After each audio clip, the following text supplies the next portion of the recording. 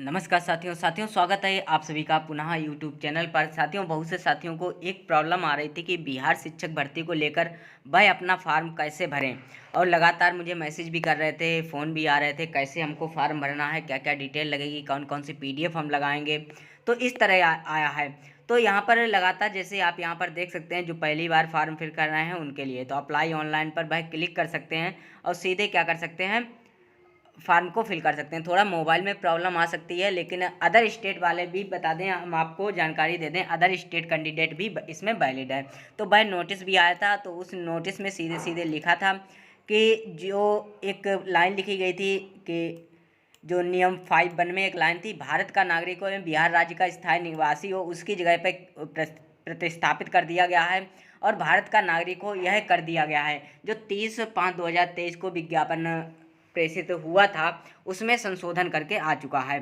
तो अब जिनका रजिस्ट्रेशन हो चुका है वह ऊपर लॉगिन करके अपना आगे का कर सकते हैं, फिल कर सकते हैं फार्म। तो आपको और चीज़ें हम इसके बारे में पूरा डिटेल से बता दें कि जो भी कह रहे थे क्या क्या नीड है। तो सबसे पहले आपको रजिस्ट्रेशन करने के लिए आपको आपका नाम पड़ेगा, ठीक है, first name, middle name, last name, फिर फादर्स नेम है, हस्बैंड नेम है जो मैरिड है उनके लिए, और मदर्स नेम है, सेलेक्ट ID, आधार कार्ड है, पैन कार्ड है, ड्राइविंग लाइसेंस है, लेकिन आधार कार्ड से करें तो ज़्यादा बेटर है। वहाँ पर आधार कार्ड का नंबर पड़ेगा और उसके साथ ही आधार कार्ड की जो ID आपने लगाई है उसको क्या करेंगे, PDF फार्म में अपलोड भी करना पड़ेगा। ये इम्पॉर्टेंट आपके लिए है कि आपको जैसे ही फार्म भरना है तो आपको PDF फार्म में अपलोड भी करना पड़ेगा, ठीक है। और दूसरी चीज़ आती है कि सिटीजन ऑफ इंडिया है तो यस आप सेलेक्ट करेंगे, परमानेंट रेजिडेंस आपका बिहार का है तो यस, नहीं है तो नो कर देना है, ठीक है। तो रिजर्व कैटेगरी है तो उसका बारे में दिया गया है, कैटेगरी कोड दिया गया है कि जनरल है, SC है, ST है, EWS है, EBC है, मटेरियल स्टेटस मैरिड अनमैरिड है, जेंडर आपका दिया गया है, उसके नीचे और भी थोड़ा दिया गया है, ठीक है। उसके बाद एक्स सर्विसमैन है कि नहीं है, जैसे नेवी में है, आर्मी में है कि नहीं है, उनके लिए थोड़ी छूट मिलती है, उसके कारण दिया गया है पूरी डिटेल। यस है तो यस, अदरवाइज नो। पंचायती राज वाले में डेट ऑफ बर्थ आपको दिया गया। उसके बाद आपको एड्रेस और परमानेंट एड्रेस है, उसके साथ आपको अन्य ईमेल ID और मोबाइल नंबर, इतनी चीज़ें आपको रजिस्ट्रेशन नंबर में नीड पड़ेंगी। और आपको दूसरी चीज़ हम आपको सीधे सीधे आपको बता दें, ईमेल ID और मोबाइल नंबर आपको वही फिल करना है जो आप क्या करें, जो मोबाइल और नंबर और ID आपकी क्या हो, आपकी खुद की, आपकी पर्सनल हो, क्योंकि यह अंतिम परीक्षा फल में आपको ज़रूरत पड़ेगी, नीड पड़ेगी। अभ्यर्थी के पास जो वैलिड और वर्किंग ईमेल ID है, मोबाइल नंबर है, यह मौजूद होना चाहिए। उक्त ईमेल ID और मोबाइल नंबर को अंतिम परीक्षा फल जो प्रकाशित होगा वहाँ तक आपको अपने ज्वाइनिंग तक सुरक्षित रखना पड़ेगा, ठीक है। और जो आपको बात करें कि आयोग की जो ऑफिशियल वेबसाइट पर जो प्रदर्शित जो विज्ञापन है उसको ध्यानपूर्वक आप लोग पढ़ लीजिए।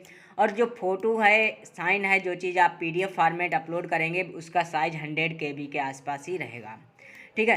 फ़ोटो कैप्चर करते समय जो क्वालिटी है, बैकग्राउंड आपको सफ़ेद हल्के रंग का होना चाहिए और पर्याप्त लाइट उपलब्ध हो, और उपयोग किए जाने वाले हिंदी अंग्रेजी हस्ताक्षर जो आपके हैं वह क्या होने चाहिए, हिंदी एवं अंग्रेजी का हस्ताक्षर स्कैंड, ठीक है, जो आपकी 20220x100 पिक्सल में आपका उपलब्ध हो, जो स्पष्ट हो, और यह 15 KB का होना चाहिए। अब आपको एक महत्वपूर्ण PDF इसके बारे में आपको दिखा देते हैं, वह PDF हम आपको उपलब्ध करा देंगे। फिर भी कोई प्रॉब्लम आए तो आप सीधे मुझे मैसेज कर सकते हैं 7651989881 के माध्यम से, ठीक है। कोशिश करूँगा आपकी समस्या का समाधान हो, ठीक है। और किसी को प्रॉब्लम आ रही है फिल करने में, वह भी मैसेज कर सकता है।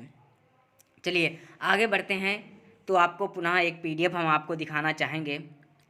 देखिए यहाँ पर पहली लाइन ही आपके लिए बिहार लोक सेवा आयोग द्वारा यह जारी है। तो यहाँ पर पहली लाइन ही आपके वैलिड एवं वर्किंग ID के बारे में कहा गया। स्कैन जो फ़ोटो है वह आप देख सकते हैं। जो सिस्टम है आवेदन कर रहे हैं, जो सिस्टम जिस सिस्टम से आप आवेदन कर रहे हैं उसमें अच्छी क्वालिटी का क्या होना चाहिए, वेबकैम उपलब्ध हो। साथ ही सुनिश्चित करें फ़ोटो कैप्चर करते समय बैकग्राउंड सफ़ेद या हल्के रंग का हो।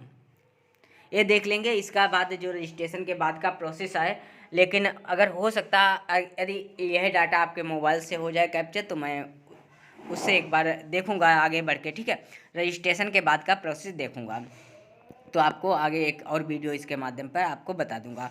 ऑनलाइन आवेदन कैसे करें, तो सबसे पहले यहाँ पर बिहार लोक सेवा आयोग के ऑनलाइन आवेदन की वेबसाइट आपको दी गई है। इस पर जाकर ऑनलाइन रजिस्ट्रेशन पर क्लिक करते हुए जिस पद पर आवेदन करना है उसके सामने अप्लाई ऑनलाइन पर क्लिक करें। रजिस्ट्रेशन पेज में अभ्यर्थी संबंधित सूचना भरेंगे, सबमिट करेंगे। स्क्रीन पर यूजर नेम और पासवर्ड आपको प्राप्त होगा और आपके मोबाइल नंबर पर भी आ जाएगा। लेकिन स्क्रीन पर जैसे ही है वैसे ही आप क्या करिए, उसको तुरंत अपने नोट कर लीजिए। एप्लीकेशन रजिस्ट्रेशन जो प्रक्रिया आपकी पूर्ण हो जाएगी उसके बाद मोबाइल नंबर, यूजर आईडी पर जो पासवर्ड आया, रजिस्ट्रेशन नंबर आया है, ठीक है, उसके माध्यम से सीधे आप लॉगिन करेंगे पुनः। और लॉगिन करने के बाद एप्लीकेशन फॉर्म के पर क्लिक करके आपको क्या करना है, आवेदन करना है। आवेदन करते समय जो जितने भी बॉक्स भरे होंगे उन पर रजिस्ट्रेशन के समय भरा होगा, उनमें सीधे क्या है आगे दिया गया है वह आपको भरा हुआ मिलेगा। उसके बाद जो विज्ञापन के अनुरूप जो एप्लीकेशन फॉर्म में निर्धारित स्थान पर सभी वांछित प्रमाण पत्र या दस्तावेज की क्या स्कैन्ड कॉपी PDF फॉर्म में अधिकतम 100 KB के साइज में अपलोड होगी।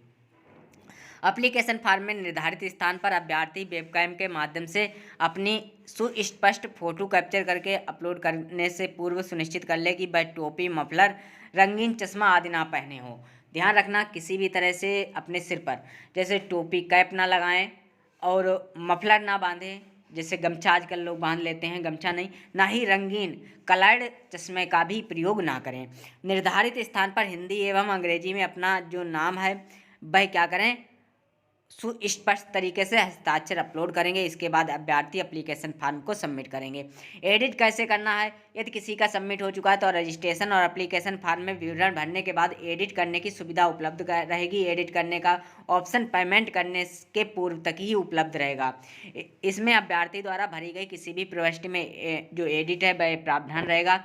अभ्यर्थी द्वारा रजिस्ट्रेशन और एप्लीकेशन फॉर्म के विवरण में आवेदन करने की जो अंतिम तिथि तक आप लोग ऑनलाइन पेमेंट करने के पूर्व एडिट कर सकते हैं।